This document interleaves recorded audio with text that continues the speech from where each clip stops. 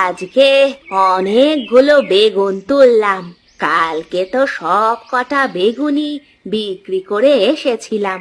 আজকে দেখি কতগুলো হয়। এই রোজ রোজ হেঁটে হেঁটে বাড়ি বাড়ি বেগুন বিক্রি করতে যেতে আর ভালো লাগে না। বয়সটাও তো হচ্ছে। বাবা রমেশ, বাবা রমেশ, একবার বেরিয়ে আয় তো বাবা। হ্যাঁ মা, বলো কি বলবে? কি ব্যাপার বাবা, এরকম সেজে গুজে তুমি কোথায় যাচ্ছ? মা, এক স্থানীয় কারখানায় কর্মখালির খবর বেরিয়েছে। আমি সেখানেই যাচ্ছি পরীক্ষা দিতে। যদি এবারে কাজটা পেয়ে যাই তাহলে তোমার সব কষ্ট আমি দূর করে দেব মা। ও, তাহলে তো খুব ভালো কথা। তুমি কি এক্ষুনি বেরিয়ে যাবে বাবা? আমার তো রান্না বান্না কিছুই হয়নি এখনো। না মা, রান্না বান্না করবার প্রয়োজন নেই। আমি বাইরে কিছু খেয়ে নেব। যত তাড়াতাড়ি সম্ভব কারখানায় গিয়ে পৌঁছাতে পারলে বাঁচি। আচ্ছা, তুমি কি জন্য আমাকে ডাকলে বললে না? না না বাবা, ও কিছু না। আমি বলছিলাম কি, আমার ব্যাগটা যদি তুমি বাজার পর্যন্ত একটু পৌঁছে দিয়ে আসতে। সে সময় তো তোমার হবে না, তোমার পরীক্ষাটা আগে দিতে যাওয়া উচিত।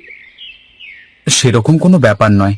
চলো না, তোমার ব্যাগটা বাজারে পৌঁছে দিয়েই তারপর না হয়। না বাবা, তুমি খুব ভালো করে মন দিয়ে পরীক্ষাটা দিও, কেমন? আচ্ছা মা, তাহলে আমি আসি, কেমন? আচ্ছা বাবা, এসো।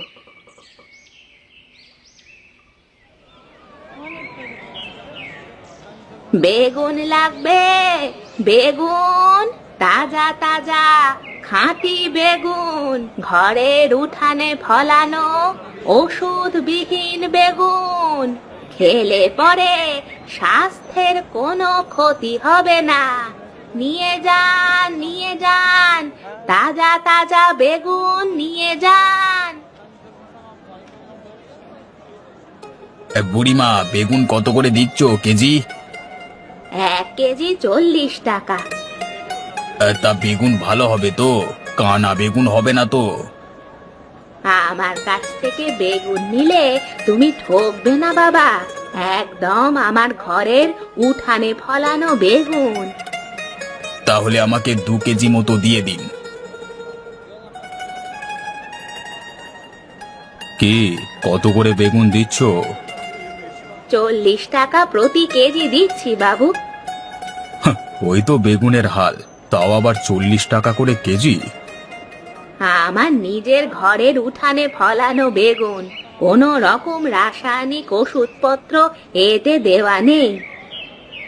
ও একটু ব্যবসা ট্যাবসা করতে গেলে এরকম একটু মিথ্যে কথা বলতে হয়। তা আমি জানি না। যদি 20 টাকা কেজি দিতে পারো বলো, না হলে অন্য কারোর কাছ থেকে নিয়ে নেব। না বাবু, আমার পক্ষে আমার বেগুন 20 টাকা কেজি করে দেওয়া সম্ভব নয়।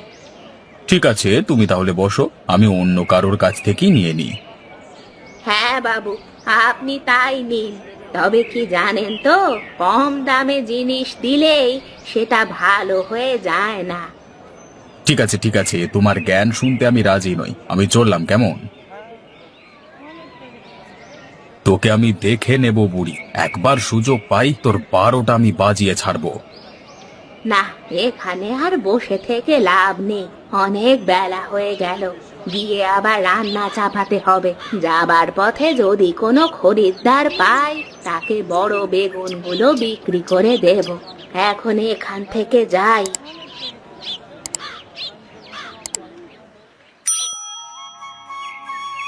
ও বুড়িমা, একবার দাঁড়াও গো বাপু। বুড়িমা, একবার দাঁড়াও।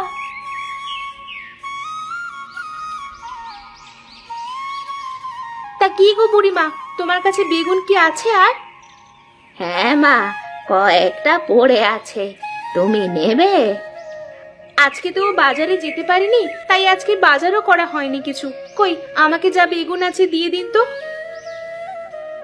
তা হ্যাঁ গো বুড়িমা, বলি বয়সটা তো কম হলো না, আর কদিন তুমি বাজারে ব্যবসা করতে বসবে? দেখি মা, যতদিন শরীর দেয় ততদিনই কাজ করে যেতে হবে। আমি সে কথা বলছি না বুড়িমা, ঘরে তো তোমার ছেলে আছে, তা সেও তো এবার বাজারে বসতে পারে নাকি? আমার ছেলে তো বাজারে বসতে চায়, আমাকে সব সময় আসতে বারণ করে, কিন্তু আমি তাকে বলি একটা চাকরির খোঁজ করতে। তা চাকরি কি পেয়েছে? বলি বয়স তো কম হলো না। আজকেই একটা পরীক্ষা দিতে গেছে। আমার ছেলের কাজের গুণ মন দুটোই আছে মা, কিন্তু তবুও যে কেন কারখানার মালিকরা ওকে কাজে নেয় না কে জানে। দেখো, এবার পেলেও পেতে পারে, আর যদি না পায় তাহলে এবার ব্যবসায় বসতে বলো। তোমার এই বুড়ি বয়সে খাটাখাটনি আমাদের দেখতে ভালো লাগে না, বুঝলে?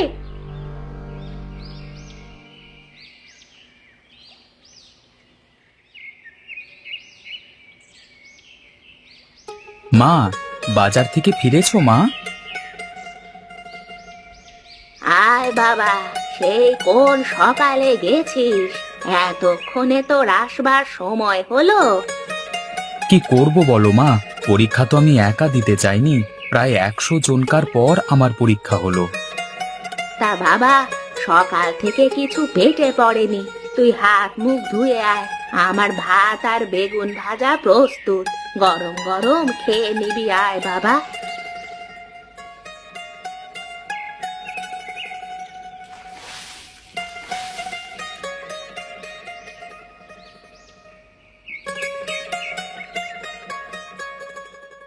তা বাবা, কারখানার মালিক কি বললেন? কিছু বলেনি এখনো, বলেছেন যদি আমি কাজটা পাই তাহলে 2 দিন বাদ চিঠি মারফত আমাকে জানিয়ে দেবেন। এবারে যদি না হয় তাহলে আমি সিদ্ধান্ত নিয়েই নিয়েছি কি করব। কি সিদ্ধান্ত নিয়েছিস বাবা? সেটা আমি তোমাকে এখন বলবো না মা, 2 দিন যেতে দাও, দেখি কি হয়। আমি তো মন প্রাণ দিয়ে চেষ্টা করেছি যাতে কাজটা আমি পাই, তারপর দেখা যাক কি হয়। আচ্ছা বাবা, বেশ, তুই এখন পেট ভরে খা। খাচ্ছি মা, তবে একটা কথা তোমাকে বলে রাখি, তুমি এই বেগুন ভাজাটা না খুব সুন্দর করো, যার কোনো তুলনা হয় না।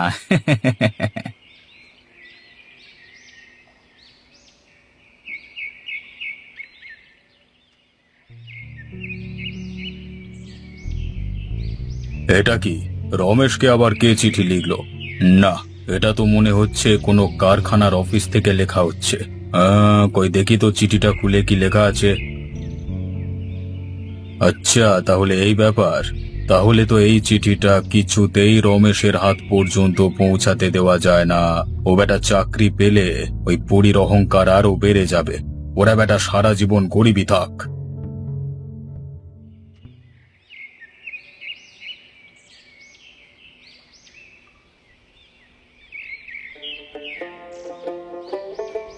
মা মা, জলদি বেরিয়ে এসে দেখে যাও কি নিয়ে এসেছি, দেখে যাও। কি ব্যাপার বাবা, তুই এই সাত সকালে ভ্যান কোথা থেকে নিয়ে এলি? মা, তোমাকে আমি 2 দিন আগে কি বলেছিলাম মনে আছে? না বাবা, আমার তো কিছু মনে পড়ছে না, তুই কি বলেছিলিস? আমি বলেছিলাম 2 দিন বাদে যদি কাজের কোনো চিঠি না আসে তাহলে আমি অন্য একটা পরিকল্পনা করেছি। আজকে থেকে সেই পরিকল্পনা অনুযায়ী আমি কাজ শুরু করব। কিন্তু তোর পরিকল্পনাটা যে কি সেটাই তো বললি না। মা, আজ থেকে আমি এই ভ্যানে করে এদিক ওদিক গ্রামে গ্রামে বেগুন ভাজা বিক্রি করে বেড়াবো। যা তা বেগুন ভাজা নয়, একদম স্পেশাল সুস্বাদু বেগুন ভাজা, ঠিক যেমনটা তুমি বানাও।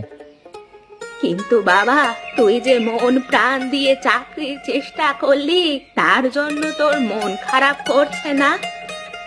মা, মন খারাপ করে কি হবে, শুধু শুধু সময় নষ্ট ছাড়া আর কিছু নয়।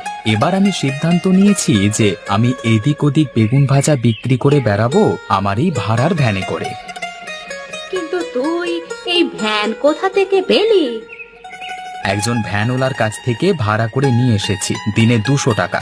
কই নাও নাও মা, আমাকে জলদি করে কয়েকটা বেগুন তুলে দাও দেখি। আমি কড়াই উনুন ভ্যানে চাপিয়ে বেরিয়ে পড়ি গরম গরম বেগুন ভাজা খাওয়াতে।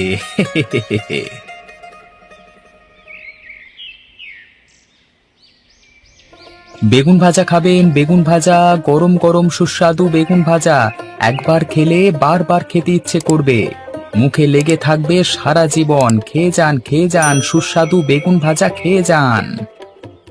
ও ভায়া, একটিবার দাঁড়াও দেখি। হ্যাঁ কাকা, কিছু বলছিলেন? বেগুন ভাজা বিক্রি করছো? তা কত করে পিস? হ্যাঁ কাকা, একটা গোটা নিলে 10 টাকা, একবার খেয়ে দেখুন না। তা বলছো যখন দাও, একবার পরখ করেই দেখি কেমন খেতে তোমার গরম বেগুন ভাজা। বাহ, এই যে দারুণ সুন্দর খেতে গো। এই বেগুন ভাজা যে অরুণদার বেগুন সুন্দরী কেউ হার মানাবে গো। আপনাদের ভালো লাগলেই হবে কাকা, আমি তো আপনাদের ভালো জিনিসটা খাইয়ে সেবা করতে চাই।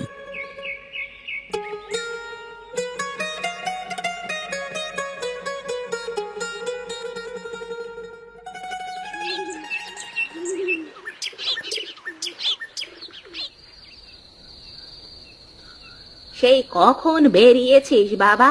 এতক্ষণে তোর আসবার সময় হলো?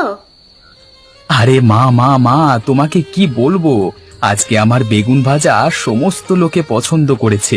তুমি কল্পনাও করতে পারবে না, আমি শুধুমাত্র আজকেই বেগুন ভাজা বিক্রি করে ভ্যান ভাড়া মিটিয়ে দিয়েও 1000 টাকা লাভ করেছি। বলিস কি রে বাবা, এ তো দারুণ সুখবর। হ্যাঁ মা, এখন ভেতরে চলো, খুব ক্লান্ত হয়ে গেছি আজকে, কালকে আবার বেগুন নিয়ে বেরুতে হবে।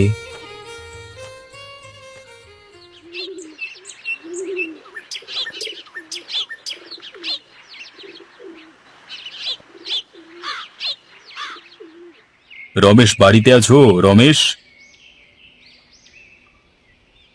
কে আপনি? কাকে চান? এটা কি রমেশের বাড়ি? ওনাকে একবার ডেকে দিন না, আমি স্থানীয় কারখানা থেকে আসছি। হ্যাঁ বলুন, কি বলবেন? আমাকে মালিক বাবু পাঠালেন, আপনাকে কাজে যোগদানের জন্য চিঠি দেওয়া হয়েছিল, আপনি কারখানায় এলেন না যে, কি ব্যাপার? চিঠি? কই, আমি তো কোনো চিঠি পাইনি। আপনাকে আপনাদের স্থানীয় পোস্ট অফিসের মাধ্যমে চিঠি পাঠানো হয়েছিল, আপনি পাননি? আমি বুঝতে পেরেছি বাবা, ওই পোস্টমাস্টার হিমাংশু বাবুর সাথে আমার সেদিন বাজারে একটু ঝামেলা হয়েছিল, তাই জন্যই বোধহয় সে ওই কাজের চিঠিটা আমাদের হাতে দেয়নি, আমাদের ক্ষতি করবার জন্য। হ্যাঁ যাক, যা হবার তো হয়ে গেছে, সেসব ভেবে আর লাভ নেই। নবীন বাবু, আমি কাল থেকে আমার নিজস্ব ব্যবসা শুরু করেছি, আপনি দয়া করে বাবুকে গিয়ে বলে দেবেন যে আমার পক্ষে কাজে যোগদান করা সম্ভব হবে না। না না, তা কি করে হয়, বাবু আপনার কাজ দেখেই খুব মুগ্ধ হয়েছেন, আপনাকে কিছুতেই হাতছাড়া করতে চান না উনি। বাবা রমেশ, তুই কাজে যোগদান করে নে বাবা। ঠিক আছে মা, তুমি যখন বলছো আমি তাই করছি, কিন্তু বিকেলে কাজ থেকে ফিরে আমি কিন্তু সন্ধে পর্যন্ত বেগুন ভাজা বিক্রি করব, কারণ এই বেগুন ভাজা বিক্রি আমি আর ছাড়তে পারবো না। বেশ, আপনি না হয় তাই করবেন, সব থেকে ভালো হবে আপনি কারখানার সম্মুখে একটা বেগুন ভাজার দোকান দিয়ে দিন, রাত পর্যন্ত সেইখানি কাজ করে একেবারে বাড়ি আসবেন, কারখানায় তো অনেক লোকজনই যায়, আপনার ব্যবসার কোনো ক্ষতি হবে না। বেশ, তবে তাই হোক, তাহলে কাল থেকে আমার কাজ এবং বেগুন ভাজা বিক্রি দুটোই একসাথে হবে।